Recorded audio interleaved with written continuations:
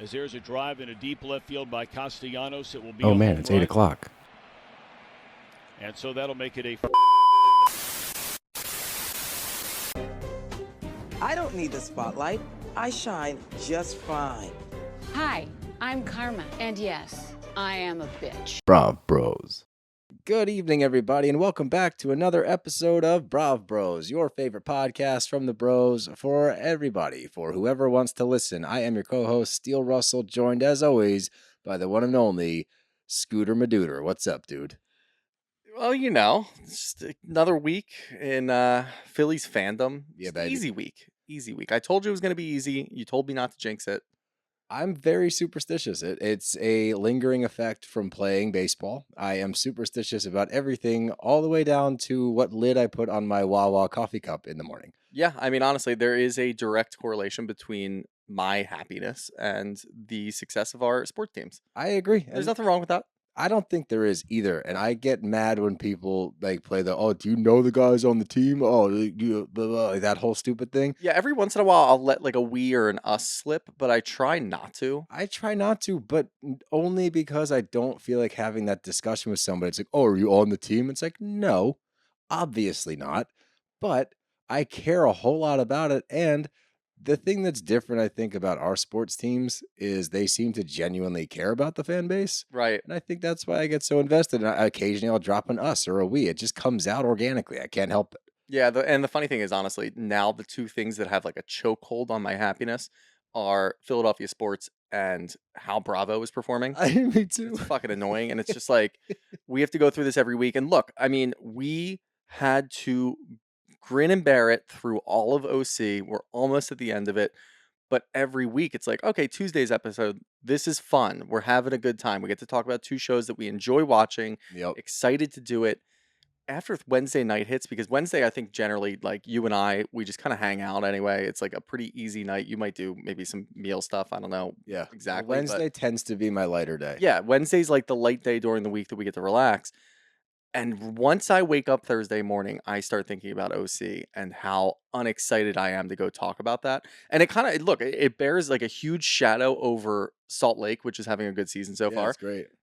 And I would be excited to talk about Salt Lake if it was just a standalone, or if we had Salt Lake and the Wednesday slot's usually Beverly Hills anyway. So Yeah, it's moving forward, that'll be nice in November. that's a nice duo. I Yeah, like that's that. a really good duo. I Well, really look at that. Be excited for that stuff instead Can't of the yet. shadow. I'm close though. I am so close to being excited. I'm going to be excited next week. I'll tell you that. Yeah, same. It'll be an exciting finale with the second part of the reunion. We got confirmation that they're wrapping it up after 2 episodes.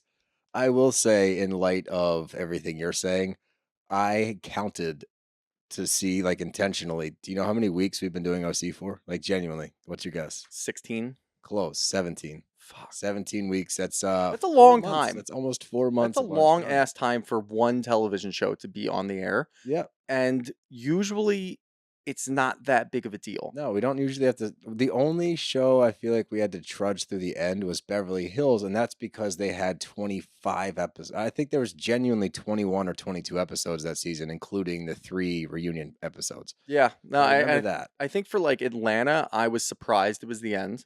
Yeah, I was like too. it's really funny because if you were to go back and listen to our shows, you can tell when we dislike a show. And Yeah. obviously, I mean, OC is very obvious. Clearly because we say it constantly. Clearly, we will not stop saying it. But there are some shows that kind of drag along, and we don't really say it, but we're never really looking forward to the end of it. We're looking forward to the end of certain, I Certain guess, aspects conversations, on the aspects of the show, storylines, whatever might be happening there. With Beverly Hills last year and OC this year, it's just like, come on. Enough. Like, we know we're not going to get anywhere, and now at this point, because we watch these shows so intently, we know the way that the season is going. Yep. There are certain things that we're like, all right, get rid of this storyline, move into something else. We need something else that's going to be more exciting because I still want to watch this. OC, it's like, I don't care about any of them. Yep. Like, literally none of them. Maybe Heather a little bit now. The rest of them, I really just don't give a shit about. So this is the last week that you're going to hear us be this super negative about it. Yes. I think next week I'm going to come in. I'm going to be so excited to talk about OC being over that it's going to be a fun episode. Very next week. different temperament. Yeah. Do you have a current event for us today? No, not really. Oh, bummer. Yeah, I know. I've been looking forward to those. I know, and I don't really have anything I was even scraping my mind to think I can't remember shit ever. So I was trying to scrape my mind for something funny or something just peculiar that's happened out there in the world. Yeah. So here, let's go with this because we were going to forego the news segment today to drop you guys a little, not really a surprise anymore, but just an announcement we need to make. So before we get to that, this is a current event / newsy, just because it is also an airline story Okay. that correlates with Bravo as well. Ryanair thing? What is it? Ryanair? No, what's that? Oh, that the CEO of Ryanair wanted to get rid of 2 bathrooms and have you pay to go to the bathroom so that he could fit 4 more seats on there. Oh, God. Yeah. No. Yeah. People would pee in bottles. It was really funny because his reasoning behind doing it was, well, I can lower the price of a ticket by 10%. So it'll make it a little easier for you to travel. No, dude. No, It's going to absolutely make it a not. lot harder to You travel know because you're what? packing more people Wait a on there minute. and I'm going to have to pee. Was the first test flight when that poor man pooped up and down the aisle. Maybe. Yeah, maybe. They were trying out the no bathroom thing. Yeah, I don't Ryanair is I've never even UK heard of centric, it. I think. Oh, okay. So, yeah. Anyway, go on with what you have airline wise. What I was good. Hey, see, you found a current event. Yep. Nice. Mine has to do with a certain member or former member of Vanderpump Rules. Jax Taylor was on an airplane. And he had a non-functioning overhead light. And, normally people wouldn't give a shit because most people don't use their overhead lights. I actually get really irritated when I'm on a plane and it's dark out. Mm-hmm. One, if people don't close their shades, nothing grinds my gear more than when people do not close their shades. Don't leave it open because unless it's during the day, if it's like during the day, yeah. if it's I very seldom fly at night though. Well, that's the thing. Like when I go see Poppy, it's Yeah. usually like a 6 a.m. flight, or I'll fly back late so I can spend as much time with her as possible. It's like I choose the end of the day. So for me, like if it's the morning and it's like 6 a.m., the sun's starting to come up, but it's still like they keep the lights low on the plane. When people do not shut their goddamn shade and the sun starts peeking in and it's like 6:30, Maybe they want to see the I sunrise. don't give a shit. Wait till you land. It's so rude. No, it's not going to be rising Because when you one land. person and if you look up and down the plane, every single shade is shut except for 2 assholes that are looking out the window acting like they've never seen a cloud before. And nothing grinds my gear more. But the other part is when it's dark at a nighttime flight and one idiot has their overhead light on. Is he reading? I don't care. What do you mean you don't care? Do not care. People read on Watch flights. a movie. You are such a curmudgeon. I'm not a curmudgeon. Yeah, I want you are. No, I'm not. This is brutal. It drives me nuts. Tough look. It's not a tough look. I will die on this hill 10 times out of 10 because I don't get it. Look, man. What they're there for. What do you mean? You're there to get The to your lights next are- destination. No, the light is there so that you can read Your something. light is there so that you can quickly turn it on to look for stuff. And if you want to peruse something quick, but look. All right, are you watching something on your laptop? There are you watching a movie? Maybe some Bravo? Get a Nook. All right, answer the question. Are you watching a movie or some Bravo on your laptop? Yeah. That's a light. It's not the same. Maybe somebody's trying to sleep and they're If pissed you- off if because you this let dickhead over me- here is watching if Game you of let Thrones. me for the get 8th to my time. next point. I If don't you want let to. me get to my next I point. don't like where you're going. The Nook has a light in it, an iPad where you can read books on your iPad. I don't People mind like that the light. feel of books. Coming from a guy that writes in a journal and refuses to take notes on a laptop Fair. or an iPad, I get it. It I'm doesn't sound like simply you do get it. saying, don't be that guy. You've derailed me entirely. Get back to Jax. I don't understand where your stance is coming from. Just get back to Jax. Because Jax did not have an operating overhead light. So instead of, He doesn't read. that's the more He shocking might not be thing. able to read. Yeah, he probably wanted to do it for his coloring book. That's actually a much that more actually likely works. thing. Yeah, you get a little But- coloring thing from Applebee's on the way. Yeah, in. and exactly. It was like the connect the dots and had the tic-tac-toe in the It's corner. a really fun puzzle. I can't beat it I though. dropped my crayon and I can't find it anywhere. And my No, he's overhead definitely a light's not working. Sudoku guy that gets it wrong the entire time. He's a Sudoku guy that just writes in random numbers and doesn't understand it's 1 through 9, and he writes in like 10. this is so easy. 1, 2, Good at 3, 4, 5, 6, 7, 8, 9, 10. Done. But anyway, he threw such a temper tantrum that his light wasn't working that he caused the flight to be delayed by hours, like 3 hours, because he caused such a fit about this light not working. And there was people live tweeting during it, like some D-list celebrity is holding up the plane because his light won't work. D-list is nice for Jax. I think so too. But they were saying some D-list celebrities holding up the flight. I'm trying to get to a music festival. I'm going to be late. And I guess the flight was also running ahead of schedule. So everyone was stoked. And then who but Jax motherfucking Taylor, House of Villains, villainizes the entire plane. Like, it's almost poetic in a way. It's not even like fun villainy. That's No, it's just me. It's evil. weird. That's evil. I don't even think it's evil. I That's just think worse it's weird. than leaving your shade open at 6:30 in the morning on an airplane. Yeah, I don't really understand that at all. That doesn't make any sense to me. It sounds like there's more circumstances going on here. Maybe he was is he drinking anymore? Do I we don't know? Is know. he I sober? have no idea. No idea.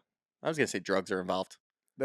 Late night doing a ton of coke. Maybe he was going to that music festival and he was already rolling. Yeah. He's like, my light. I need my light, man. Need my light. It really feels nice on my I'm eyes. trying to finish this coloring book unicorn. That actually makes sense. He And could I pop like can't an edible, see maybe something hallucinogen on the plane. Definitely wouldn't advise that. That sounds terrible. No, don't What do about that. oh, that's a good current event. The Sphere in Vegas. I Oh. did not know that you could go inside it. I thought it was an Wait, I thought it was an outside like advertisement. When I saw people inside, I'm like, what the fuck is this? you didn't know? No idea. That's the whole point. Now I get It's it. a fully submersive. I thought it was cool anyway because it looked kind of funny, and I think that somebody's still gonna hijack it at one point and put like without Thorn a doubt. Without a doubt. for sure on there. But the creepiest one is the eyeball when you're like flying into Vegas Yeah, and you it's just see like looking. the eyeball looking at you. Nope, out. building Did not one know in- you could go in. They're building one in like I think London. Maybe they're building another one. They already have. Doesn't London already have something called the London Eye? Yeah, Like that's the Ferris wheel or it's a something. very different. Yeah, it's a very different thing than a giant, Lo- fully interactive. Yeah, and sphere. I just this is just me thinking out loud. No, didn't know you could go inside. So and of course like U2 of all fucking trash bands. Of Like course, throw U2 is U2 in there. playing. Doesn't make any sense. And that thing looked like an absolute trip. People are going to have the worst panic attacks because they're gonna Oh, be like, yeah. "Oh, this is gonna be so fun." Could you imagine Let me like take some shrooms before I go in there, man. And then within 5 minutes, they are melting on the floor and have to be like escorted a out. fish show, like a fish Oh, show in yeah. that place? People will have full blown Jam meltdowns. band people. That's Yeah. that's Oh, another oh, here vendetta we I go. have. Should we poke that bear?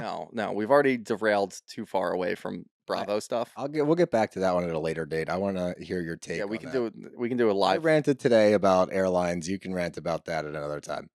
But let's go to our Rose and Thorn. There's a lot of good ones to choose from this week. So why don't you start us off there, champ?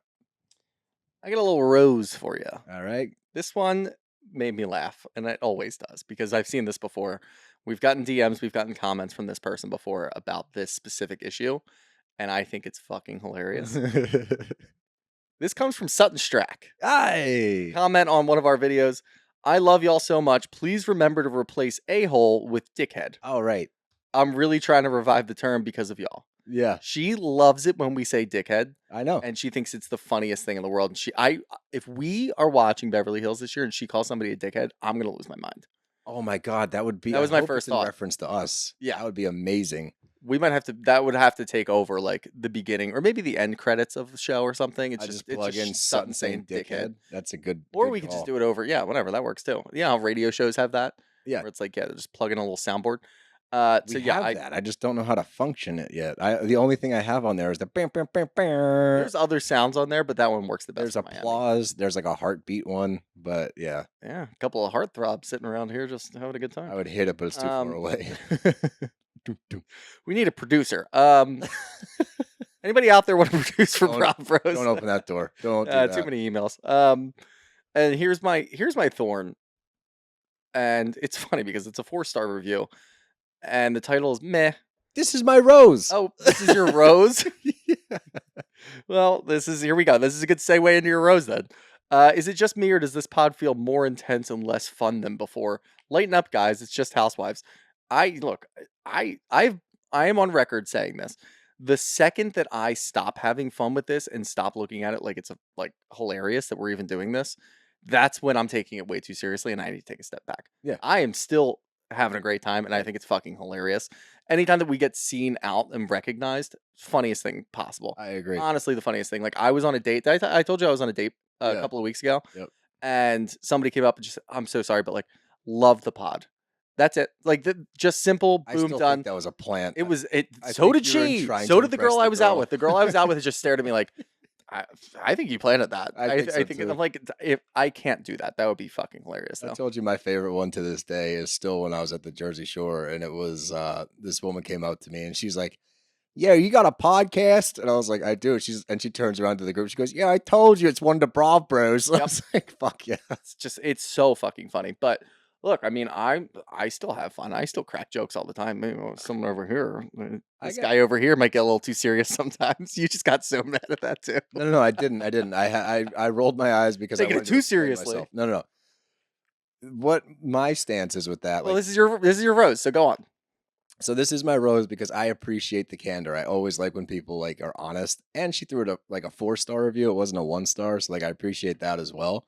And I like when people are just like flat out like that. I can look at and be like, all right, and break it down a little bit. So I think that if you have been listening for the past 17 weeks or so, we've been Oh, it's got to watching. be OC. Yeah, we've been watching a show that we haven't thoroughly enjoyed. So, yes, I agree. We might be a little bit more pessimistic than usual just because, like Shooter said, it really does kind of cast a cloud in the week. And I know for some of you guys out there, you're enjoying OC, and I know that, you take this as more tongue in cheek, but that's probably where that's coming from. And I can appreciate that. And look, like Shooter said, we got some great shows on the horizon. We got some great shows going on right now. So it's overall positive, happy vibes here, right? Moving Now, forward. moving forward Yeah. to your point where somebody takes it a little too seriously. I take most things in my life a little too seriously. I get emotionally involved in like little things that shouldn't be a big deal. My probably biggest like pro and con about who I am as a person is that if something big happens, something huge where it's like, oh God, like how are we going to deal with this? I am cool, calm, and collect. I'm your guy. Yeah. I am your guy. Like that Minor question. inconveniences. Yeah, I'm like that question. Like, oh, if you kill somebody, like who are you going to call? Like that's going to like be able to help you out in like a dire situation. I'm your guy. Yeah. Okay. Something small, such You have as a pickup truck and you can move a body. right, totally. Yeah. But like the Sh- little shovels. minor inconveniences, that's what sets me up. Yeah. So like when I go on these rants that people, and that doesn't help either. That our Well, audience no, likes that the and I rants. think that's the funniest part is 9 out of 10 people that listen to the show, they like your rants, and even people that don't watch our show that just see videos, they're like, Mhm. this guy gets it. Yeah. This guy fucking understands. And then they listen to our show and they hear us like joking about somebody shitting on an airplane. They're like, what happened? Yeah. I thought this was a serious show. It's not. No. It's not a serious No, show at no. all. It's really just not. But I do think that 9 out of 10 people like that. And obviously there's some people that are like, all right, you're taking it a little too seriously. This is just Housewives. This is just the byproduct of halfway through this OC season. I have wanted to stop watching this No. over and over and over. And there are people out there, and I don't understand it, that like the show and they listen to our show, so they want to hear our takes on it.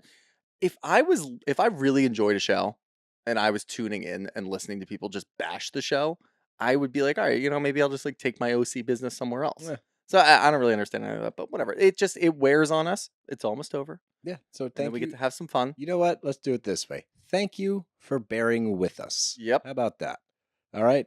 Now on to my Thorn. And this guy he's been around a couple times recently. And I don't know where he came from. I don't know what his angle is here because he's also left like positive comments. Oh, okay. Yeah, I was it's a gonna little say maybe it's like a little Tamra confusing. bot or something. It is kind of, but I'm not going to read his name. But here's my Thorn.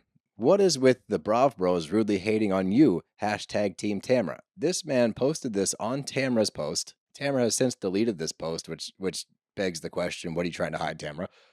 But my Thorn is, don't tag us with her. I don't want to be associated. I do not like her. I think that she is miserable. I do not appreciate her as a housewife. I think she tries to burn the whole thing to the ground to try to make her come out to be the winner and try to promote her podcast, try to promote her brands and whatever the fuck else she's doing. I don't like her. Don't tag us with her. And the best part is that he commented again under that and says, she doesn't lie. That's all she does, man.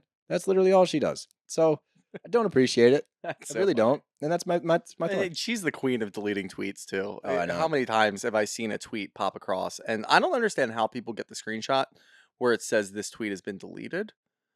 No, it's right here because I went back to the comment. Look, this post has been deleted by Yeah, the no, author. but like sometimes it'll show the post and then underneath of it says this. tweet has been Oh, yeah, deleted I did see or that. one. edited or whatever. And like I've never seen that in person. I've only seen screenshots of it. She deletes so many things, and either it's because she misspelled something or she obviously didn't get the response that she wanted. I don't really understand where it comes from, but again, yeah, like what you said, don't tag us in her posts. Yeah, don't do that. And don't say where are the new episodes, 2 T's in a pod and Brav Bros. Yeah, I don't like them either. If you listen to both of us and you want a new episode, you should know you Monday. don't put the two of them for Monday. both of our sakes, honestly, because you know what? As much as I dislike Tamra, and Teddy is whatever. She's not even in my life because she doesn't participate in She's Bravo. not in my life. She's not in my life at all, so I really don't care about Teddy. But Tamra, if she's reading that, she's like, why the fuck are we tagged with the Brav Bros? Yeah. Good question, She probably Tamra. doesn't like us either. It's probably the most genuine response that you could get. Ha!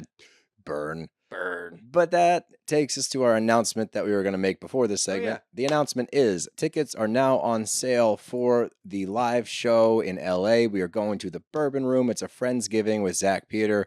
What that means, guys, is there is going to be a plethora of content creators, guests, special guests. There's going to be a lot of really cool people at this live show. It's not going to be the same as what we've done in the past. We're still going to be up there plenty. Don't you worry. I think we're doing like a special segment even. I don't know. I can't tell you exactly what's going on. All I'm going to say is it's going to be a blast. There's a lot of personalities coming out. So go get your tickets. It's nofilterlive.com and it's at the Bourbon Room in LA, November 19th. No, I think the show's going to be sick. And honestly, it's like what you said. It's going to be a bit of a different element. If you've been to one of our shows on the East Coast, you kind of know what to expect. We're going to be on stage for a while and we're going to be off stage for a little bit. I'm going to go sit in the crowd. Oh, I'm going to mix it up. I yeah, am not for going to sure. be in the red room. I'm not a piece of shit. No, I like my fans. We're going to be bopping around in the Yeah. crowd. I'm going to be sitting at random tables. I will be, it's a bourbon room, so I guess I'll be slugging some bourbon. Oh, you're going to be a mess. I'm going to be a wreck. I hope that our segment is like early enough and then we're done and we don't have to do anything else. Maybe take a bow at the end. That bow's going to be a hard bow. I am going You're going to have to like keep your hand on the back of my shirt and hold me up. Yeah, I got you. But I'm going to be feeding you whiskey all day. I'm going to get rowdy. Yeah, I can't wait. I Yeah. can't wait. So get your tickets, nofilterlive.com. Come hang out with us and as I said before, a plethora of content creators and guests. It's going to be a blast. So get your tickets now before they sell out because I do think this one's going to go really fast. Yes, it is. But that takes us to part 1 of the RHOSC Reunion. And I got to say, it's funny you brought up the Sphere earlier because this setting, like the actual set itself, reminded me of the Sphere because they're sitting in front of this, like, is that a TV screen? I don't know, honestly. I didn't understand because it's not a green screen because they could all see it. Yeah, it's got to be a TV screen of some kind, some sort of LED. It was cool. That was a cool setting. That and Andy's beard, coolest parts. Andy, great beard. It looks like Vacation Andy. He's just out there in LA, just living his best life. Little beach, little ocean behind. I liked the scenery. I didn't care when they all started walking in and they're like, this is where we live. Like, shut up. No shit. Losers. Yeah, but no, Andy looked great. Big fan of the beard, Andy. Nice job, dude. But I broke this reunion down into like 3 segments because we ran into this problem with the first Atlanta reunion where it was a great episode, but it was hard to pinpoint what was going on because it was just so much happening at once. Yep. So I've pinpointed it into like 3 separate things. All right. So up first, Tamra versus Jenn. Then we're going to do the Heather segment because she kind of goes after a few people and a few people go after her. They just cannot seem to leave her the fuck alone. And the last one is Gina versus Shannon. That's what I've broken it down into. If we remember some things along the way to fill in, that's how we're going to attack this because I didn't like feeling unorganized, disorganized for the Atlanta one. So I tried to be, I know, right? I'm proud of you. You figured it out. We'll see. We'll see how it goes. I don't. Well, I think it's going to be fine, but I also don't think that you could have done that for Atlanta because Atlanta was everywhere. It was all over the map. Like this was great. This was all over the map in the sense that people just started jumping in and screaming things, and it was like, okay, what the hell's going on? But they kind of steered back in the right direction. Mm-hmm. Atlanta did not. Atlanta just never went back to what they were talking about. Yeah, I agree. But let's jump right in. So Andy kind of sets the stage and he immediately goes in with Tamra. And I think we all kind of knew that was coming because she has been a whirlwind this season. And I don't think in a positive way at all. And a lot of listeners and fans seem to echo that sentiment.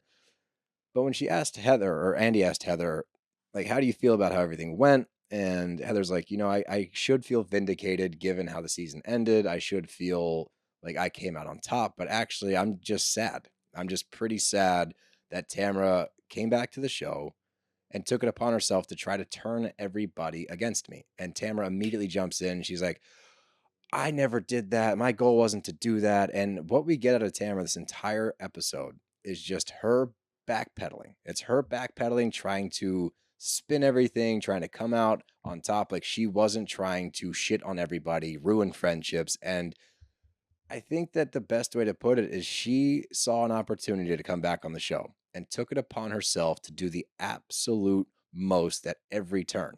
And we saw that with Jen. We saw that with how she talked to Heather. We saw that with pretty much everybody in the group. But it immediately turns over to Jen versus Tamra. And that was kind of the focal point for the whole season. And that's where Tamra set her sights. But as they're going through, they do a little montage of Tamra talking shit pretty much. And it's all Jen centric. And it's just like a fucking warpath. I literally wrote Tamra was on a fucking warpath and they were supposed to be friends. And that's when we get the whole thing where we were under the impression and everybody's under the impression, because that's what Tamra said in the first fucking episode, that these two have been friends for a long time. Jen's been a regular at Cut Fitness. Jen has been a confidant of Tamra's. And all of a sudden, she goes on our TikTok and says, I didn't bring her on the show. We were never actually friends. Like, what are you talking about? And it's just so infuriating to see her now. Like, she's seen every episode, dude. She's watched every episode this season.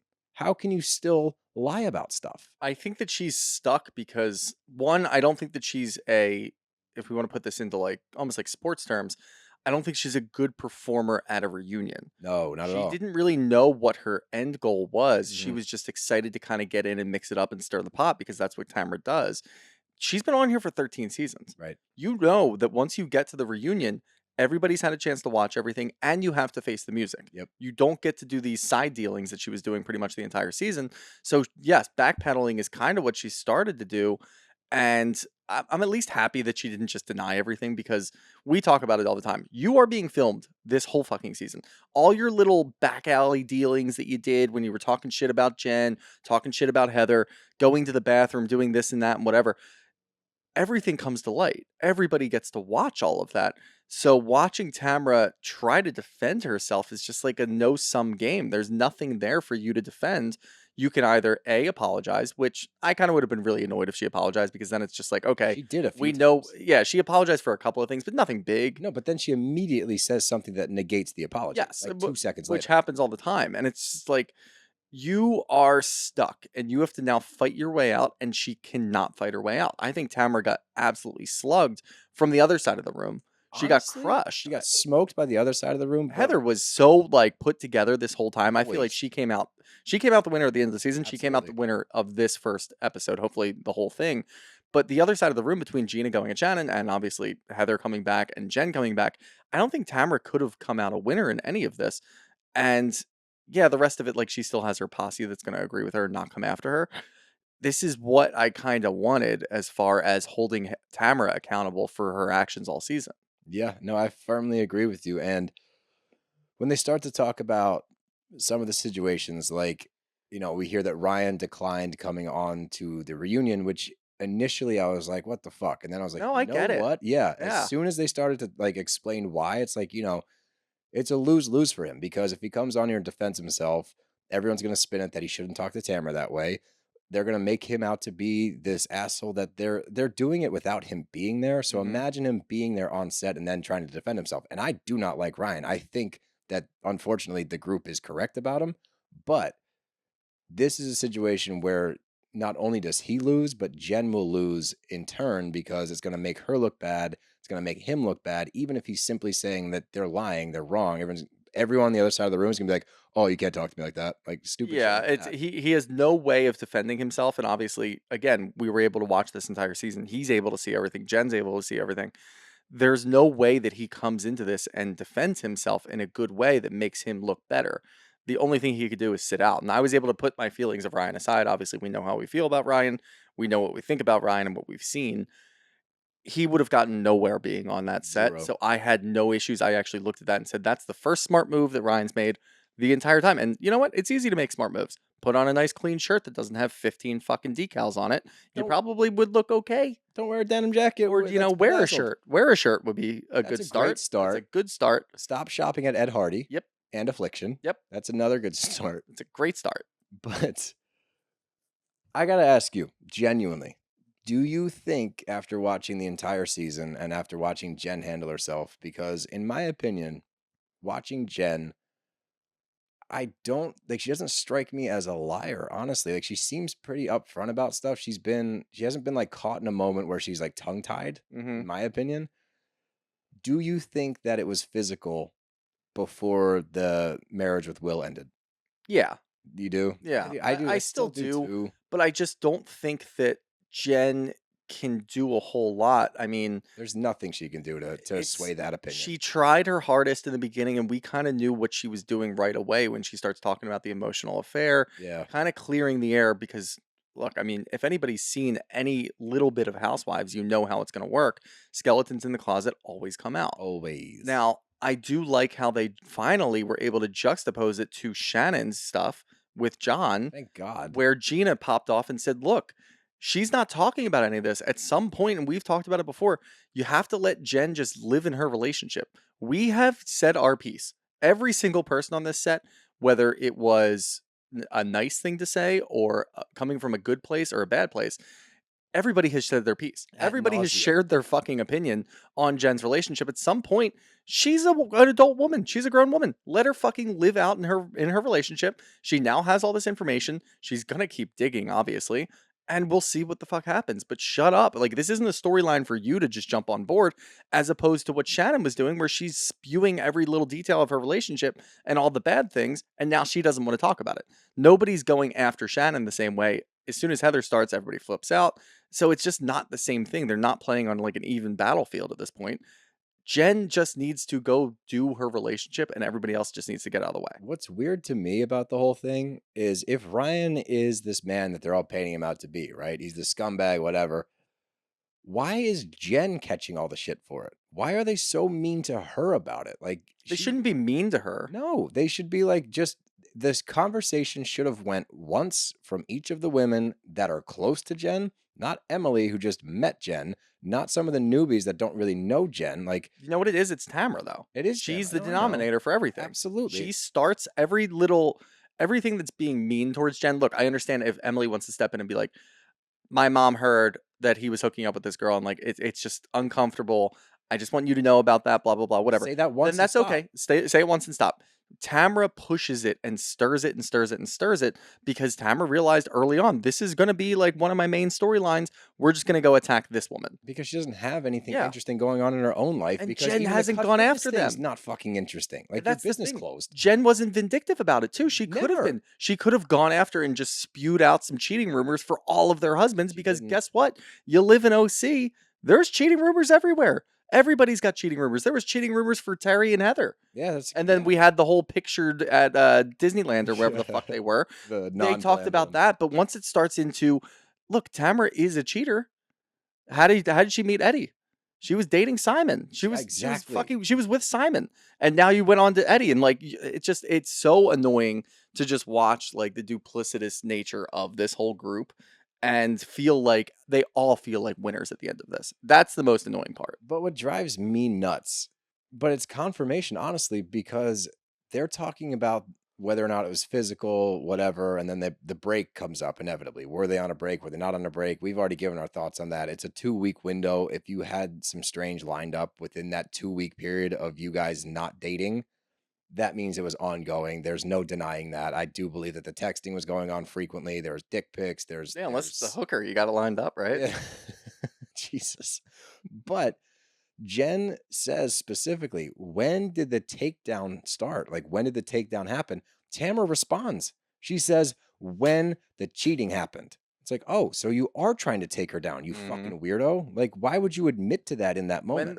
When the cheating happened was a year ago. When year this ago. show was not filming. Correct. So you waited until the cameras started to roll to take her down. After bringing her on the show. A storyline for yourself. So like you're just admitting to all of this. Yeah. And then when you get caught in your lie, that's when she starts to backpedal and she gets rattled so fast, and I fucking love it. I love people that can't keep their shit together. Yeah, it's it funny. makes me smile. Like, genuinely, I'm smiling ear to ear when this happens because Jen goes in on her. She's like, I was your fucking friend. And then she goes, yeah, until the affair. It's like, why?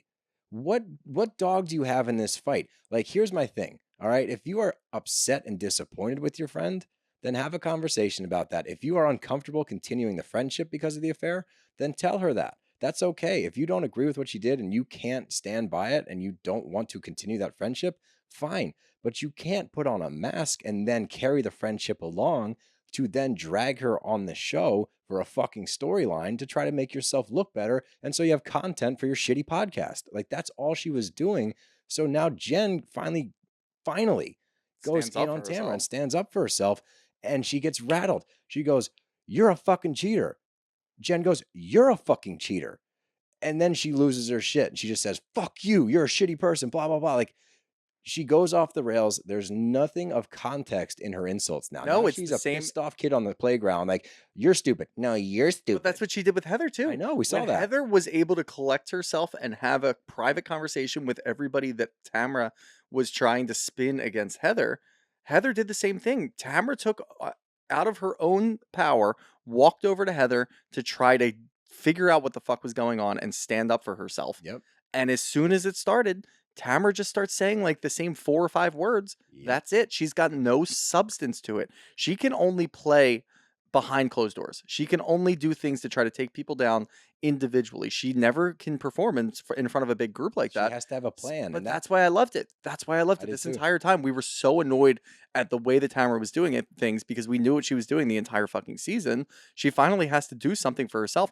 Her cronies over there aren't even paying attention. No, they actually. Shannon is like so inside of her own head. She's She has out of no it. idea what's going on. Emily Yes. defends Jen.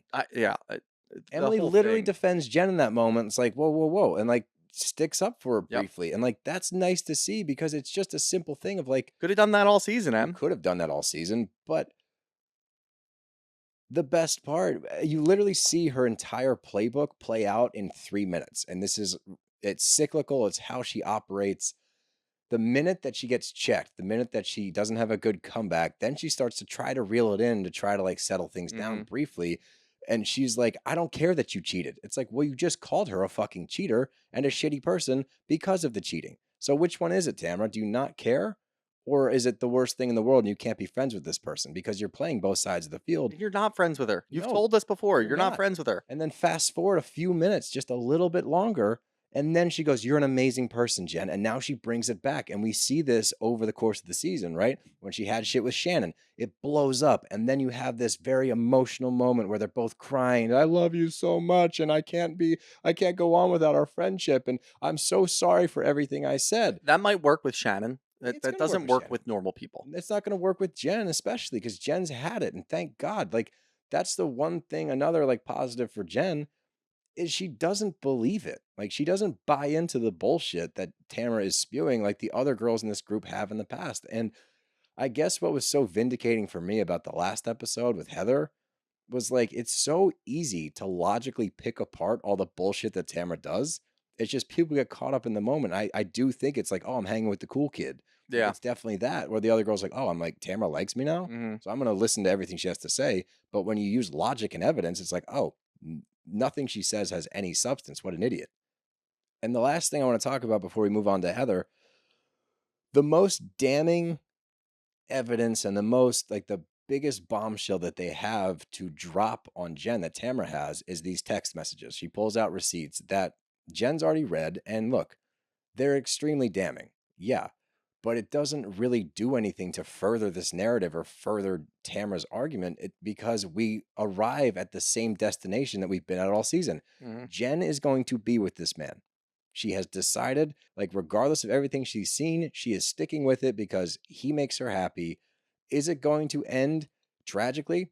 Probably. It's probably not going to turn out great. I don't wish that on anybody. Like, maybe by some stroke of luck, this man did figure it out. All signs point to no, especially with these text messages. But that's the thing.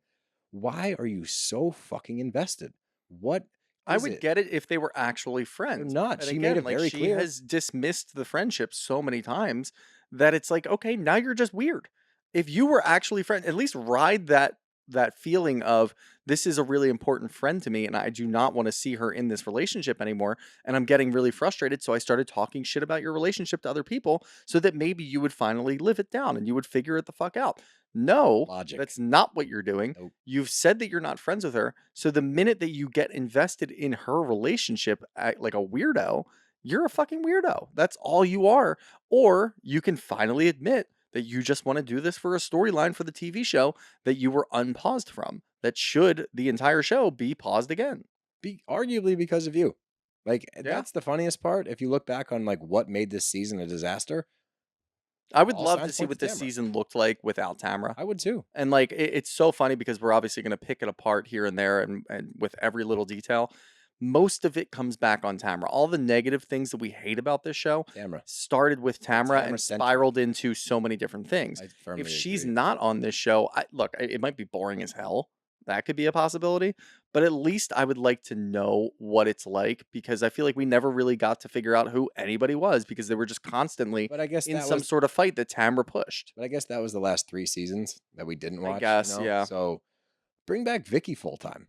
She was more enjoyable to watch than Tam. I don't know. I mean, obviously, just like We do not know how to fix. I think the only way to fix this is pause, reboot. See Yeah, you later. pause boot. We Yep. talked about that. But let's move on. We get to Taylor comes out on stage. She looks great.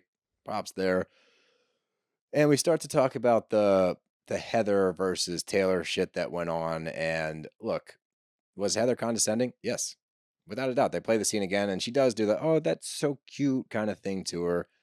And then I guess we get another clip or we didn't get a clip, but Taylor's like, yeah. And then you were like, where's Oklahoma? And she's like, I'm bad with geography. It's like, no, you know what you were doing there as well. She's not Magellan. She's not Magellan. Yeah. Like, you don't have to be Magellan to know that Oklahoma, even if you don't know. Magellan was a sailor. Spot, He did not have to deal with land. he didn't know where Oklahoma was either. Nope. Actually, funny you say that. Good point. Hey, wow. Hey, You sound nice. smart. But from what I gather from like their whole interaction, their whole relationship, whatever, and Taylor had an issue with her saying that she doesn't support other females. I think that this is who Heather is. I think she's going to say some shit like that. I do think that she meant it to be kind of snarky. I don't think it was the end of the world. And I think that the best way I can paint it is Heather can give it. She doesn't take it very well. Yeah, I think that's yeah. People go back at her then she gets like, and I think Emily said that last week or the week prior where she's like, you need to stop being so sensitive because everything that happens to her is like the end of the world. That being said, she was on a trip for 4 days where it was literally let's pick on Heather the whole time. So there's kind of this That was weird towards middle the end of ground. the season though. The Montana thing happened and it was like, all right, like Yeah, not that big of a deal. I get it. Look, again, it was still Tamra centric because she's talking about the IMDb page and talking about the 19th century or whatever the fuck She was talking said about. she hasn't done anything since the 1900s. 1900s. So yeah, I understand that. It does feel like Heather just can't be the butt of a joke. No, We can remove that from the Cancun trip because the Cancun trip was not the butt of a joke. no. She was front and center for the tomatoes being thrown at her. Yeah, the it was entire really time. it was rough. annoying actually. And then back to the 1900s comment, Andy calls her out and says, "Why did you claim you didn't say that?" And she goes with that. It wasn't malicious. It's like, oh, it wasn't. You said she hasn't done anything since the 1900s, and then the group laughs at your shitty joke, and then that wasn't malicious. Once again, backpedal, backpedal, backpedal. Yep. No, Andy, I love her. I didn't mean anything by like, get the fuck out of here. I'm so sick of it. And I'm so glad we only have one more episode of it. But then, lo and behold, it started with Taylor versus Heather, but now we're back at Tamra versus Heather because Tamra brings up a fact that when Heather was in the airport in Montana or after the Montana trip, she ran into one of her old producers on the show and said to her, "Get me off this fucking show." Right? And Tamra uses that as like, I love when she suddenly now is like the victim. She's like, Mhm. you know how disrespectful that is to us? It's like, one, you just got back here. Okay. Two, you called all of these women losers, implying that you are too good for them. So which one is it? Is it that you are insulted by her not wanting to be a part of it anymore, or that you're too cool for the show? No, honestly, I think that I wish that Heather had leaned into it though, because we all were able to see Heather's been checked out the entire season. Maybe Yeah. that Montana trip, it's like, okay, let's see where this goes. Interesting. After yeah. that trip, Heather didn't give a shit. She was selling her house. All the nice moments, all the fun moments that we saw about Heather was with her and Terry, her and her family, Which I like. I which really was liked. great. Yeah. That was a nice reprieve from all the bullshit. By the way, glad Terry's okay. He's Yeah, he's no, not yeah, that's smoke. really good for He's Terry. Okay, thank God. But that being said, I understand why she wants to be off the show. Everybody who's watching this, and I can't imagine what it's like to be in it because you know where the storylines are going to go, especially if you've been on a show for as long as she's been on the show, for as long as Tamara's been on the show. You know how this season's going, and Yeah. you don't like the direction. It's already kind of in the basement of Bravo. They tried to bring it back with Tamra. You can tell it's not working that well. It's not fun. Nobody's enjoying themselves. It's just an absolute shitstorm the whole time. So I get it. You came back from Montana. You were high energy because people were making fun of your career, if you will. And that's kind of where you were. You wanted to get the fuck off the show. You wanted to get back into acting. You want to do this or that and whatever. I don't care. Lean into that. Don't act like, no, it was just a joke and do the Tamra excuse. Lean into it and be like, yeah, this show stinks.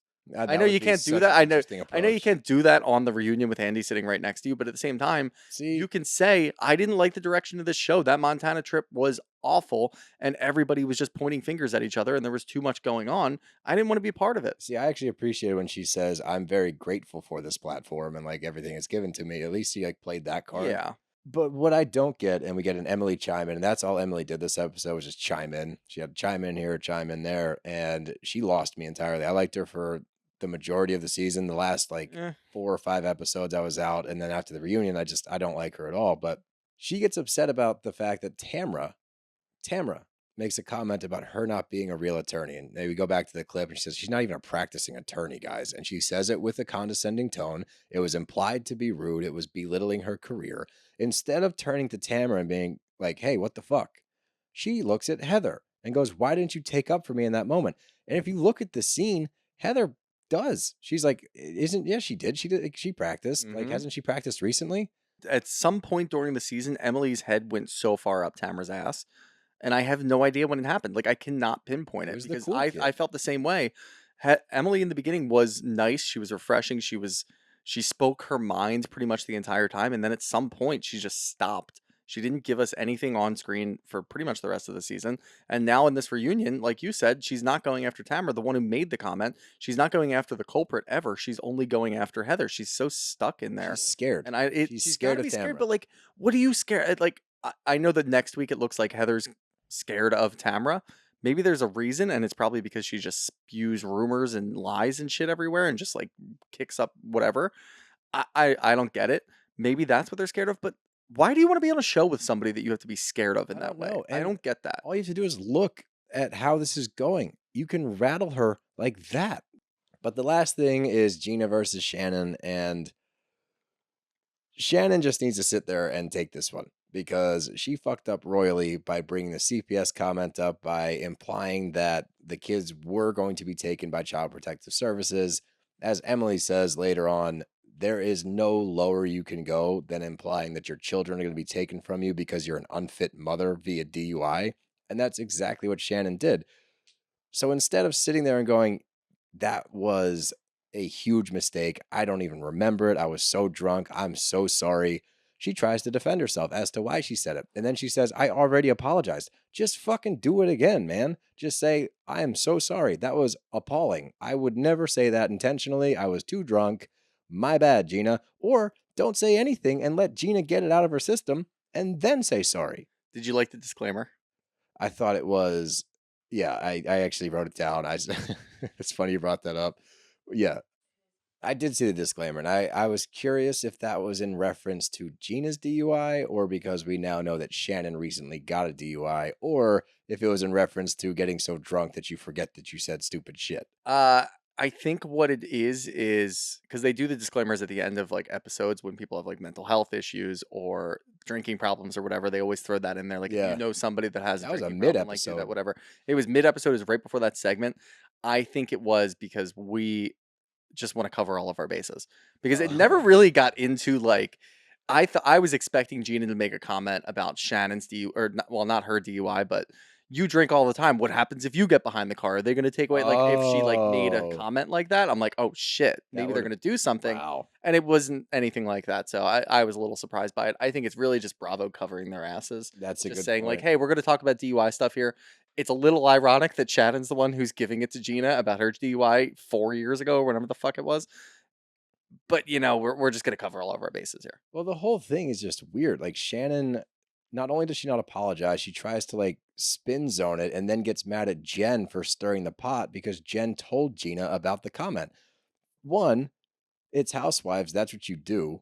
Like you use those things against each other. Housewives are not. That's what I'm saying. saying. You make that comment. That's what. Yeah. You deserve that. If you're gonna say that shit, then the person that you said it about deserves to know that you made that comment because that is bullshit. You can't bring that shit up and just say Sorry, but all she does is highlight the fact that she has been so kind to her over the years. And Gina makes a really good point. I thought this was the best showing from Gina I've ever seen.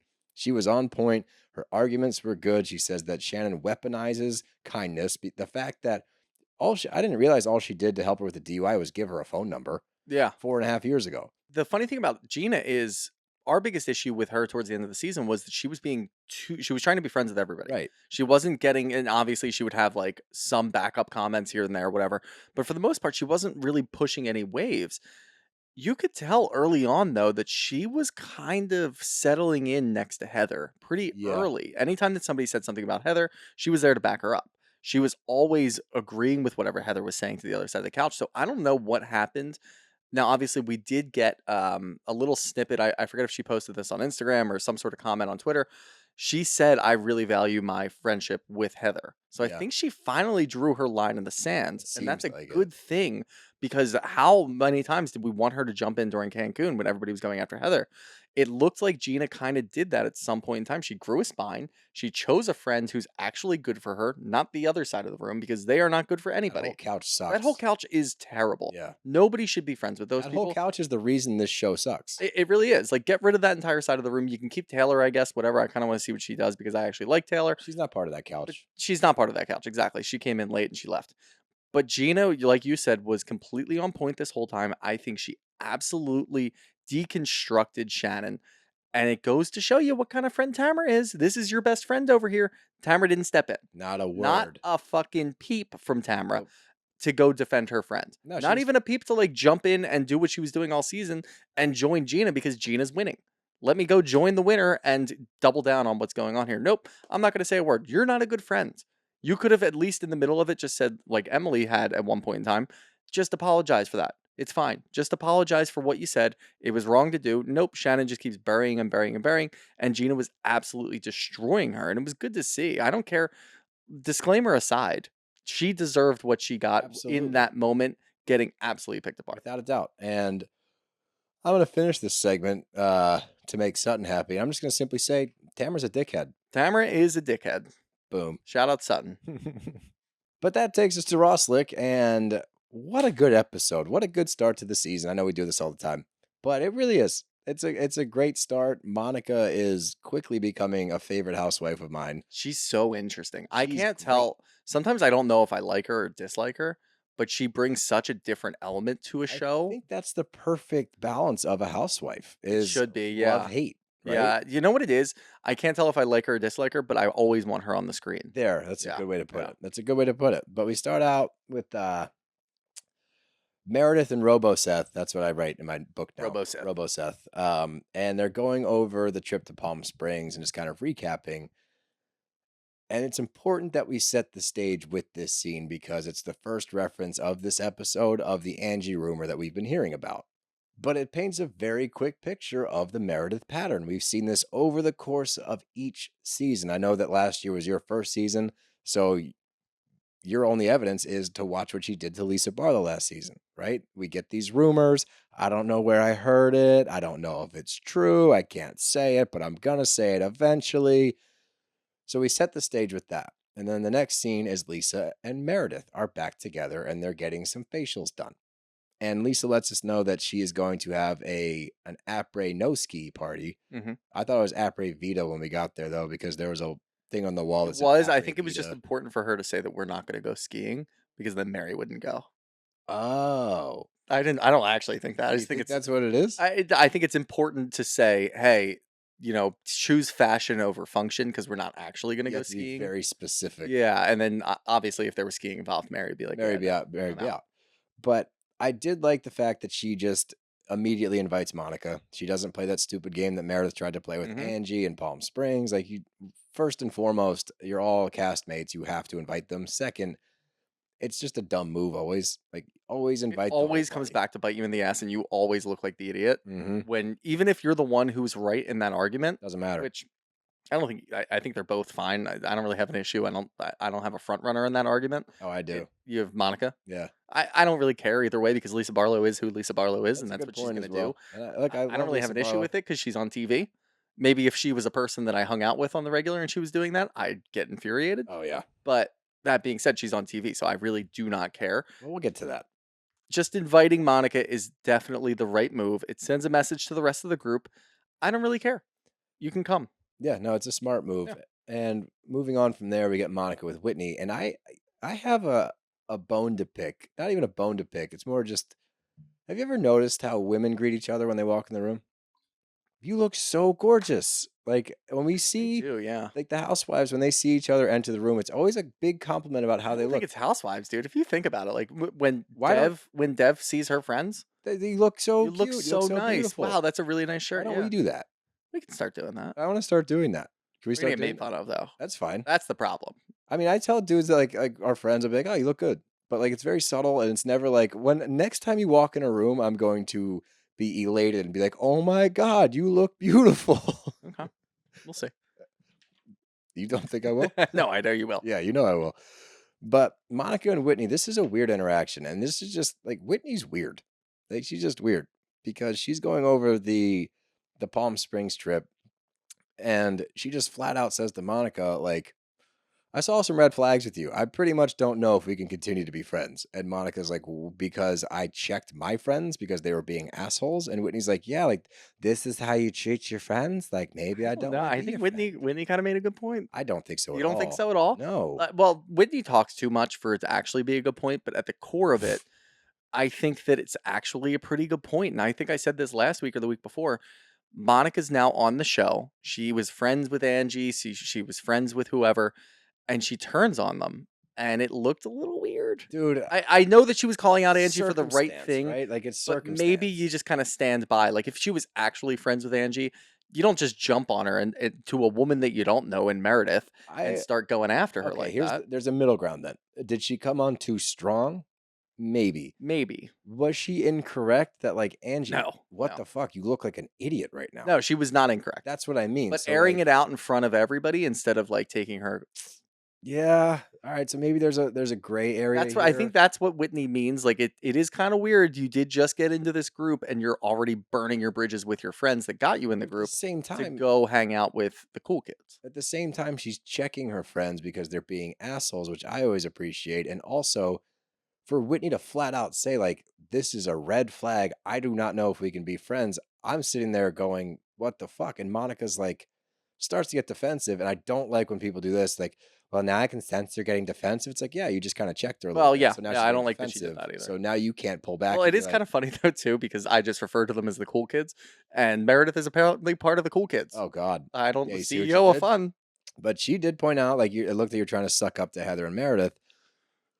Monica stands by everything she said. I appreciate that. What I appreciate the most out of this scene, and this might actually turn into one of the most flourishing friendships in the history of Housewives between these two, because Monica is the way that she is, and she goes, I appreciate the honesty. And she's the same way with Mary. We see that later where Yep. Mary just says off the wall shit, and she's like, I love it. Yeah. Because of the way that Whitney is, and she just will, like, from left field seemingly just drop a bomb that does not fit. But Monica's able to hear it and be like, no, you know what? Thank you for coming to me about it. We're cool. And they kind of move forward. You know what it is? It's not hypocritical at all. Right. She is the opposite of whatever the opposite of hypocritical is. I don't really know what the word is. Hypocritical. Hypocritical. Hip hopopotamus. Hippopotamus. But she, like you said, she just took it in stride and she was able to say, yeah, you know what? I did that. I checked my friends, just like you're checking me right now. I would appreciate it if I was in Angie's shoes and I had a friend that checked me in that moment.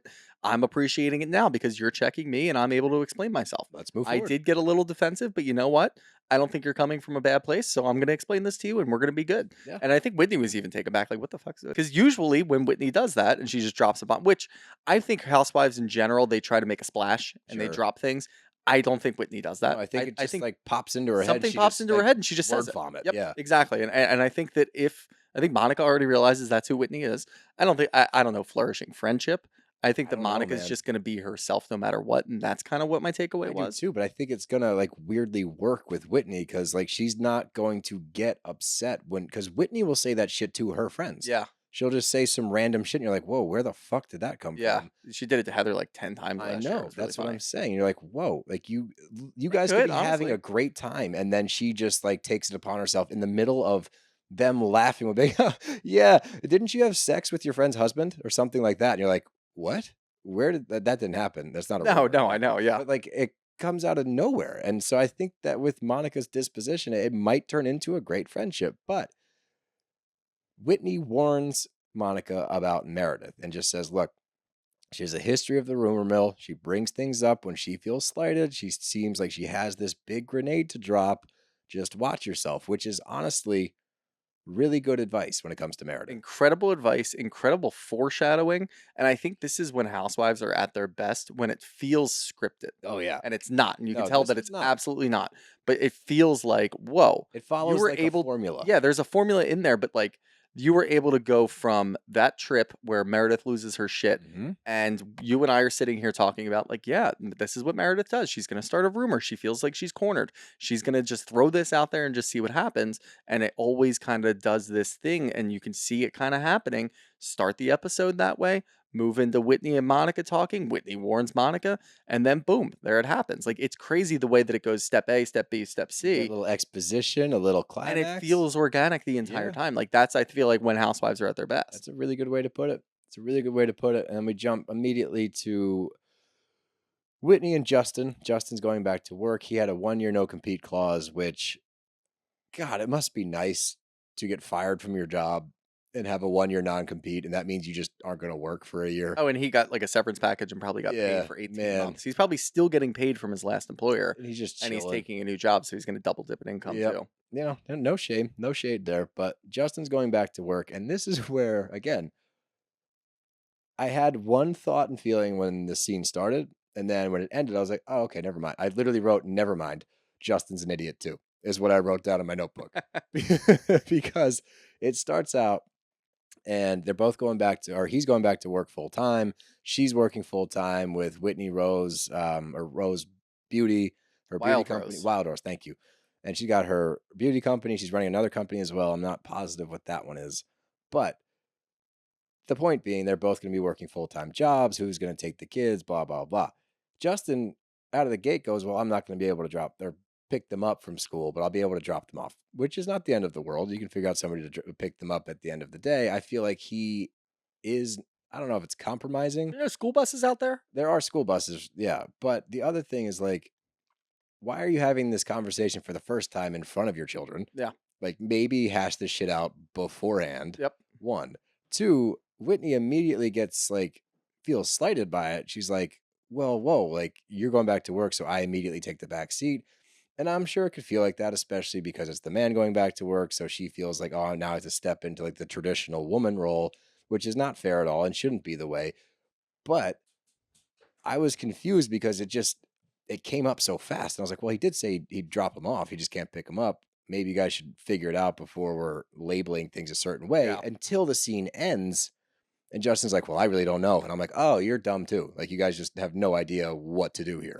Like, nobody knows. There's so many fucking options. And one, why is this the first you're talking about? That's this? what I'm saying. Did you not realize that you were going back to work Tomorrow? Like both parts. You've had a year, Whitney- Justin. Whitney doesn't realize that you're going back full time, which means that things are going to change. You don't realize you're going back to full time, so things are going to change. You're not having this discussion at all. Not The once. day before your first day at work, you have a nice little cake for your first day going back to You're work. literally going to work the next day. I think that's the funniest part is Whitney planned on having a nice little cake to celebrate you going back to work, but you didn't discuss the logistics of that. It's crazy. It's so funny. That's why I wrote. No, and you never know what? Maybe mind. I don't know what's going on with them right now. I know there's some rumors out there, but Oh, yeah. look, it looks like it works because neither of them are on the same wavelength. They just have- don't understand what's going on at all times. But it literally cracked me up because like I put my own foot in my mouth because at the end of the scene I was just like, oh, Never mind. wow, you guys are hopeless. Yeah. Yeah, like 4 incomes coming in now. I think you can just pay somebody to go pick up the kids Get or a something. nanny. Look, I don't know. And this is going to take us into our next thing. I just talked about school buses. Are rich kids in Salt Lake City that go, or Park City, wherever the hell they are, that go on school buses, are they going to get bullied? Maybe. Oh, I don't know. By the other rich kids, like, oh, you take the school bus, I don't know loser. because I feel, and this is Take an Uber. there's look. The point being, there's options, but we get a quick check in with Angie and her.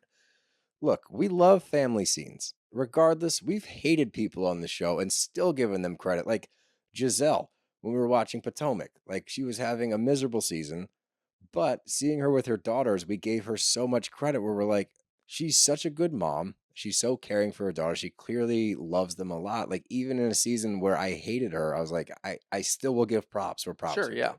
Right. And I'm not trying to shit on Angie's family dynamic at all. All I'm saying is that scene and the scenes with her husband and daughter always seem so scripted and produced. Like, hey, you guys are gonna be playing Yeah, cards. I'm I'm gonna done. come in here and play slapjack with you, and we're gonna like, haha. And it was like, I Even then, literally, she was talking about stories. Like, do you remember when we used to play games and I used to like let you win because you were gonna cry if you didn't win? It's like that's not helping no, it's really anything. It's not. just I actually was thinking during that scene. All right, enough of the Angie with her family. I Literally do not wrote, care. Well, I didn't realize that obviously Shawn's gonna be a major part of this thing moving I think forward. that's why they threw that in there. Yeah, so it's like, all right, like we have to get to know Shawn before we get this big bombshell that But we drops at the end of didn't. the All episode. we know is that they're, oh, light bulb. What? That was to highlight the fact that they're lacking intimacy to make the rumor seem that much harder hitting. Okay. That's Yeah. exactly what it was. They're not having sex. So when we drop this rumor later, it's going to seem like much more plausible because they are lacking intimacy in their marriage. That's what it was. Okay. I love light bulb moments. Yeah, it is a good light bulb moment, but her family scenes are uncomfortable. No, I literally wrote, why even shoot this scene? I'm actually happy that we got to the bottom. Okay, good. That's honestly, Alright. that was, Because that I was production. uncomfy. Yep, that's what it was. On the opposite end of the spectrum, Heather and her daughters, what a lovely scene. What a lovely scene. Caring mother. She's trying to, they're getting bullied because of the book, which I would love to see Mormon bullying, which was not what I thought it was going to be at all. They're making cookies with the C word on them. Like, whoa, what a level of bullying I didn't even think existed. Like, you're going to take the time to bake these girls cookies. And then of course, my stupid brain, I'm like, wait, were they CUNT cookies individually? So if you put them together, or did it just say the C word on the cookie? Like, what was the dynamic of the cookie? And could you imagine being like, I'd eat the I'm going to cookie. shit on you. I made you a box of cookies. They're delicious, by You the know what would be way." funny though? Is if you changed it up instead of using sugar, you use salt. Oh, yeah, I guess, but that's still not You're still funny. like going through the process of baking cookies. I feel like you're not. It's hard to be a bully and bake cookies. I know. I That's have what to I'm. imagine, That's right? that's Yeah. my point. Yeah. Is like that's your level of bully. Is like, hi, I got you. Here's a delicious snickerdoodle that says the C word on it, which I would probably just hand out to people. Be like, here you go. Yeah, I would eat it. But they take it so well. Like the two girls are so well acclimated and emotionally intelligent. Like, mom, these people are miserable. They have their own traumas. They're just trying to deflect on us. It's honestly funny that we live this rent free in their heads. Like, no, we're fine. We actually don't want you to get more involved because that would make it more difficult on us because we're fine. Yep. But I love that Heather checks in. I love that Heather takes it seriously. I love that the girls are so, one, communicative with her, and two, are able to articulate, one, how they're feeling, and also to dive through all the bullshit they're getting at school and be like, yeah, it's pretty stupid that a bunch of kids are picking on us because you stepped out of the church. Like, what a dumb premise. Yeah, I mean, her kids seem so mature, and I actually, again, like I think you said that you really like this scene. It was a good dynamic between the two of them. Like just because they are really adult and mature and able to take it in stride and say that it's not that bad anymore, and it was a little bit bad when it started off, but now it's like whatever. They're baking us cookies, so it can't be that bad. Heather still feels really bad. Yeah. And it's a nice, like, weak moment to see Heather, who had a terrible season last year. She's killing it. She is awesome this year. Yeah, she's She great. found her role. She went right back to where she hits the ball out of the park pretty much every single time. And she gets to have moments like this. Like, this is a great season for Heather so far. She's doing And it. getting more family, which is actually the one thing that I feel like was lacking last year. I We didn't agree. see her daughters at all No, last we year, I don't didn't. think. And I don't know if that So was a choice, maybe It because could the have book been was because of coming what out. was going on with the book. Yeah, maybe they were in a bad place when the bullying was happening. Yeah, maybe. That There's a could lot be of part of it. dynamics there. But it is crazy to me. I think like now the funny thing about bullying is going to be like, oh yeah, I saw your mom on OnlyFans. Oh, Like that's got to be shit. happening now. If that's what's going on in the Mormon church, it's like, oh yeah, your mom wrote a book. We read the whole book together as a family. It's like, okay, thanks for the And then we donation. baked you cookies. Yeah, you I bitch. just got a bigger house because you bought my book. Thanks. Right. Like you can turn it into so many It's different the things. best fuck you. It was a really good scene that I didn't think that we needed right away. Obviously, we got a little skiing in there. Love to see some skiing, and then we have that, and it was a nice little breakdown, and I was happy with it. Yep. But that takes us to the Apres No Ski party. And here's my my issue with Lisa this season. And you said you don't mind it. I don't mind flaunting the money. I don't mind living extravagantly. That is why we watch a lot of these shows. I get that. I'm here for it. My issue is when she says things like, this is a byproduct of working hard. Okay. I get that you worked your ass off for Vita. I get you want to enjoy the money you've made. By saying that, you are implying that those that make a lesser income than you do not work as hard. And I'm really glad that Monica pointed it out when those three guys were standing there making crepes, saying these guys work their ass off too. It's not always about the amount of hard work you're putting in to get out the amount of money that you make. And that implication sucks because the guys that are doing construction, rebuilding the streets and shit, building the buildings downtown and shit, they work their ass off too. They just don't bring in the kind of money that you bring in. You're very fortunate. Good for you. You've worked your butt off. No one's taking anything away from the amount of work and effort that you put in. And yes, if you're making bank, fucking live it up. You absolutely deserve to spend the money that you make.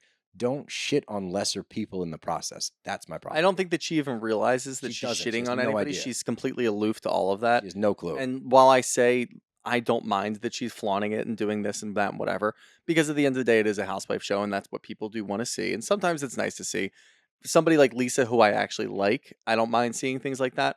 I really don't think that there's no active or like she's not doing it on her own, pushing people down and talking about the middle class not and saying trying to that be she's better malicious than anybody. intentionally. She's just talking about how good she is. And I think that she really just has no idea. She's ignorant to the way that the rest of the world works, which makes the comment from last week so much funnier, saying that she knows the middle class and she loves the middle class and then she she says shit like understands it. that. And then she says shit like that in front of the people who are making the crepes and just directing people over to go get more crepes without even looking at the people over there. Right. She's just completely ignorant to the She's rest of it. oblivious. Yes. She's just oblivious. And Monica and Lisa are what I thought was going to be a good conversation because it starts out like, oh, how's the crepes? Like, blah, blah, blah. And Lisa immediately presses the issue. And she's like, I'm just pretty bugged about you calling me materialistic. Like, look around, honey. Like, Valentino, brands I've never heard of, this and that, whatever. And I'm so glad that Monica, once again, like, I think she's hilarious. She goes, Zara, like, Steve Madden. Steve Madden. What did she call? What did Monica call Lisa when she was talking to Whitney? A fuddy buddy? Oh, no, it was, damn it. I think it was fuddy buddy. Was it Fuddy Buddy? I think it was fuddy buddy. I don't know what it means, but I it was like funny. Fuddy Buddy. I like words that sound fun. What was and that that's one of Jen those Aiden things. word when they were in Italy? Oh, the witch. Yeah. I don't remember. Damn it. It's gonna come to me in Yeah, like I know. 2 minutes. But Bugawolf. Boogalwolf. Boogalwolf. Yeah. Wow, we did it. But this is where she puts into perspective by saying, like, these guys behind here slinging crepes for all these people are working their asses off, Lisa. So, like, just watch what you're saying. I guess after what you said, like, I get both sides, kind of, right? Like, I get obviously understand where Monica's coming from.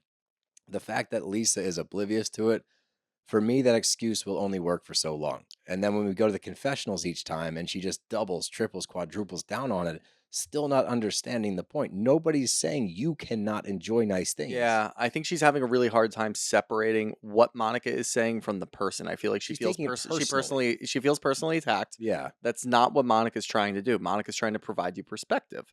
Obviously, at some point, she's going to be annoyed by you not realizing what she's saying. Right. And she just takes it as an insult over and over and over again. Lisa's actually just doing more I know. and talking more about her brands and talking more about how much money she has. So it is kind of funny. It is funny. That's why I don't really mind it, because I think it's a No, hilarious it's a great dynamic. scene. And it only works because of how Monica is and who Monica is. If Monica wanted to play the same game, it could get really ugly really fast and kind of tiresome to watch. Instead, we're watching Monica like, I know what you're doing, Monica. It's fine. Like, you're just trying to explain things and she's not understanding what's going on. So it's a funny dynamic to watch unfold. I agree. And that's why I said this is a fantastic episode. Like, not hating it. I'm just trying to put it into perspective. But the Snoop Dogg comment killed me. I fucking loved it because she claims that, you were crying on the phone, that you could be on a private jet with Snoop Dogg. Heather, fucking perfect. She's like, I party with Snoop Dogg. You I want have to a see some picture." pictures? I can find it. It's like, yes. That's what Heather's there for. I know, It's but it great. was like, it's such a return to form for Heather. I'm like, this is what we've wanted. She didn't get involved. No. She used to get dragged into things, whether her own doing or somebody Jen's else's. doing. It was Jen's It doing. was every always Jen's time. doing. But then she got to a point where she had to insert herself into all the arguments that were happening. And the thing that makes Heather great is that little comment. Yep. She can make a comment based off of what's going on in front of her, a huge argument, take away from it, make it fun. Somebody else immediately, Monica's involved in this argument. And she goes, no, you didn't party with Snoop Dogg. Let me see a picture. Yeah. And they just stop Just and wanna they see just pictures of look my at phone. it. Like, it's so fucking funny. And that also, again, goes to Monica. Monica's in the middle of this argument with Lisa, not taking it seriously because Lisa's not understanding what she's saying at all, Nope. taking it all personally, just going back at Monica. Monica realizes she doesn't have time for that shit and starts talking to Heather I about want Snoop to see Dogg. Snoop. That's funny. That is really funny. And what we see from Angie is similar behavior that we saw last year with Heather. Angie was involved in that argument She too. What was jumps she in- saying? I have no idea. Once again, she's Does she even have a inaudible. microphone? Like, don't- I have no idea I don't what's know, going on. but this is what we saw with her bopping in last week Yep. at the bar. It's like just this like floating head comes out of nowhere. Chihuahua. And she shoves something in Monica's mouth. And dude, if I have to give Monica credit again, if somebody stuck their hand in my face and tried to stick something in my mouth, I would lose it. I would not be able to be like, oh yeah, like brush it off. I'd be like, what the fuck are you doing? Yeah. And she takes it like a champ. She just kind of brushes it off and just warns Angie. She's like, you do not know the Pandora's box that you are about to open. Like, if I go off on what I have on you, it's not going to be pretty at all. Like, back the fuck off. But this is why Lisa is great, because all of the sudden she's like, wait a minute. This is too loud. Come over here. Let's go sit down. They all just go sit, like, just quick stop. Let's go take a seat and like hash this out. She just says, we're fine, Monica. We're fine. Everything's fine. Monica, I think, is like, whatever at this point. Let's just hug and move the fuck on, because Lisa simply does not get it. Yep. And it is what it is. So they go on the dance floor. Dolph, give us a beat. Love that. I wrote that in capital Dolph, letter. give us beat. Dolph, give us a beat. That was Dolph, great. Dolph drops a beat and they do awkward dancing in the middle of the floor. And I've seen more Mary hate in the comments and stuff that she's not doing enough. This is why I said last week, I just need her there. I Yeah. don't need a lot out of her. I need her in the room, because she says things like, wow, you really like to eat, to Monica, who's crushing a crepe. Or she yells across the room, Heather, what made you wear that necklace? Yeah, I like that. And Heather knows immediately what she's doing. Heather's Yep. like, I like this necklace. I like these earrings. They all go together. They bring out the champagne in my vest. I like all of it. Mary's like, you do? That's why Yep. I just need her there for those moments. That's it. I don't need more out of her. Other people are saying, why bring her back? She's not going to contribute. Is there some merit to that? Sure, I guess. This is why you bring her back, because during the chaos that's going on, you get things like, wow, you really like to eat. Just like, don't eat your life away. That's fucking funny. It's rude. Anybody else saying that would be obliterated. But because it's Mary fucking Cosby and because Monica takes it in stride, it's a very funny moment. And Yeah, Monica's reaction to that is, I don't care what happens. I want to be best friends with Yeah. Mary. And I hope that we get close enough that everybody looks and says, I'm best friends with Mary, because that's really cool. And I love what she does. Mhm. Like, that's funny. How often do we see friends of on the show? And look, remember, she's not a full-time housewife. How many times do we see the friends of trying to insert themselves into things that they are not involved in? Yep. They just want to get screen time. They're so fucking hungry to get their face out there. Mary doesn't care. no, Mary is part of this, and she just bops in, makes a couple of comments, a couple of off-colored comments here and there, takes it in stride, leaves. Done. That's all I Good. need. Great. It's That's all I funny. need. Comedic relief. And we don't even really need it yet in this show. I think we're going to get to a point where We it's going will. to be like, all right, we do need some Mary in here Yep. to kind of relieve a little bit of the tension for what we're watching unfold on screen. But for what she's doing right now, the show is enjoyable, and Mary adds a little component to that. That's So it. I'm fine with it. It's perfect. Yeah. And it was the perfect depiction of what I was talking about last Yep. week. Just have her there. She doesn't need to be involved. Just be there. But the last scene is Whitney's talking to Monica and addressing the rumor and saying, look, I don't feel comfortable. Like, the funniest part is Whitney doesn't even know what the rumor is. Right. She's so concerned about it. But Monica doesn't even like tiptoe around. She goes, oh, well, apparently Shawn fucks other dudes and it's an arrangement in their marriage and it's pretty much a beard. The whole marriage is a beard for Shawn. Like, they have this unspoken agreement in which he goes out and has sex with men. That's the big rumor. That's the bombshell. Whitney is flabbergasted, as anybody would be hearing that rumor. That's a major accusation. Whitney, hearing that rumor, was very flabbergasted. Yeah, Whitney was dumbfounded. The other person who heard the rumor, who's much closer to the situation, not that flabbergasted. You noticed that too? Yeah. Okay, I didn't want to nitpick, but I was watching her reaction, and when they call Angie over, first of all, Well, the funny thing was them going over and saying, build up. but that's so funny. Like, and I think that's kind of what you're alluding to with Whitney and Monica together. The fact that they brought Angie over and said, we need to talk about something, but first we're going to do a shot. So You get need over on this this drink. ice luge. Oh, this is how this works? Okay, so we're going to dump this down here. You need to finish the whole thing. Well, actually, where's your shot? Why are you not doing them? Well, I already took my shot. We need to get in this. Like, You need the to have build up a was drink. hilarious It's because so dramatic. Angie's like, what the fuck is going on? I have no idea what you're going to say to me. What is going on? Well, actually, we're going to go sit over here. Let's go sit over here. All right, everybody's Is this a together. good spot? It was so funny because they both wanted to go about it the same way and they were just both prolonging it Mhm. until the perfect situation, which there is no perfect situation to tell somebody, hey, we just heard that your husband's out fucking dudes and you guys have a sham marriage. And you would think, and I'm glad you brought it up. I was going to sidestep it because I didn't want to throw it out there. I was watching for Angie's reaction. This is an atomic bomb. This is not only are they challenging the validity of your marriage, they're bringing into question your husband's sexual orientation. They're potentially outing your husband. Like, there's so many levels to this rumor. And she just goes, what? We've been married for 27 years. You would be outraged. Like, Yeah. I would stand up and throw a couch. I would flip a table. I'd pull a Teresa and be like, what the fuck?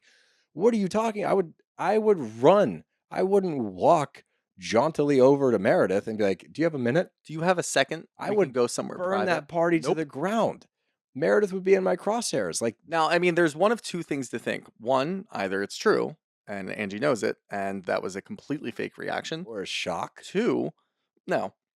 Oh, Shock isn't even one of the options, actually, because I think that she knows that the rumor. The second one is she already knows the rumor. She understands the rumor. She's heard the rumor. People have brought it up to her before. She's dealt with it in her own way. Maybe we can give her a little bit of grace there and say that somebody has already brought this up to I her and think she's she's already kind of knows. talked I about think it. She's already heard it. It's a small town. We hear it all the time. You guys talk and the rumors fly back and forth and everybody knows everything about everybody. She goes over to go talk to Meredith. I think she's more concerned with the fact that it came from Meredith instead of the actual rumor. I think that's part of it. Oh. The whole Meredith aspect of it overpowered. So that's why she immediately walked over to Meredith because she already has beef with Meredith. Right. So now she kind of sees like this as an opportunity to go after Meredith, Okay.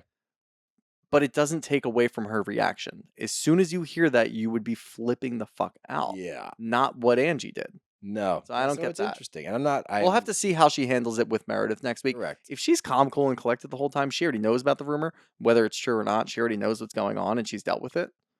I don't know. I don't know. It's We'll going to be see. interesting. It was Good cliffhanger though. Yeah, it's a good cliffhanger to be continued. No scenes from next week. They're not giving any spoilers. So, all in all, phenomenal episode. Salt Lake Yeah, big seems fan. to have returned, and it couldn't have happened faster. I'm so glad they're back. But that takes us to the questions. So let's dive right in. Up first from Chef Amber Bresnahan, 87. Wow, I read that with no issues. Good job. Thank you.